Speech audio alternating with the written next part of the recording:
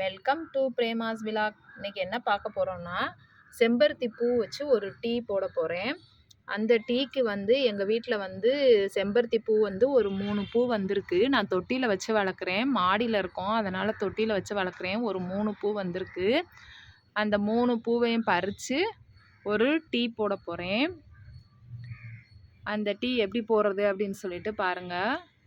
ஒரே தான் எப்போ பார்த்தாலும் டீ நம்ம சாதாரண அந்த பால் வச்சு டீ போடுறதுக்கும் தேயிலை டீ போட்டு குடிக்கிறதுக்கும் இது கொஞ்சம் டிஃப்ரெண்ட்டாக இருக்கும்.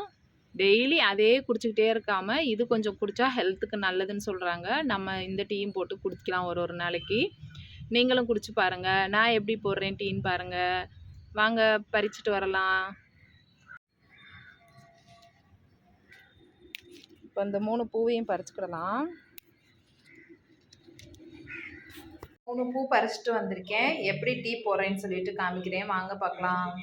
இப்போ செம்பருத்தி டீ போடுறதுக்கு 1 கப்பு தண்ணி எடுத்துக்கோங்க. அதை நல்லா சூடு பண்ணிக்கோங்க. சூடு பண்ணிவிட்டு இப்போ நான் ஒரு 3 செம்பருத்தி பூ எடுத்திருக்கேன். அந்த பூவை இப்போ இதில் போட போகிறேன். அவ்வளோதாங்க. ஒரு 5 நிமிஷத்தில் அந்த கலர் மாறிடும்.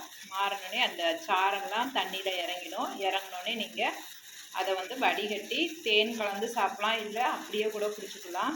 டெய்லி தேயிலை டீ அது சாப்பிட்றதுக்கு ஒரு நாளைக்கு இது சேர்த்து சாப்பிட்லாம். உங்களுக்கு அலர்ஜி எதுவும் இருந்துச்சுன்னா இதை சாப்பிடாதீங்க.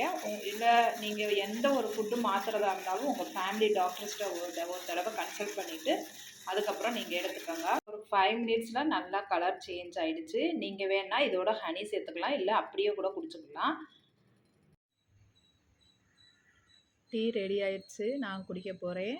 நான் ஆல்ரெடி குடித்து எனக்கு பழக்கம். எங்கள் அப்பா அம்மாலாம் சாப்பிடுவாங்க, அதனால் நான் இது சாப்பிட்றேன். நீங்கள் இது கன்சல்ட் பண்ணிக்கோங்க டாக்டர்கிட்ட. இல்லாட்டா நீங்களாக கொஞ்சோண்டு குடித்து டெஸ்ட் பண்ணி பார்த்துட்டு அப்புறம் குடிங்க. தேங்க்யூ.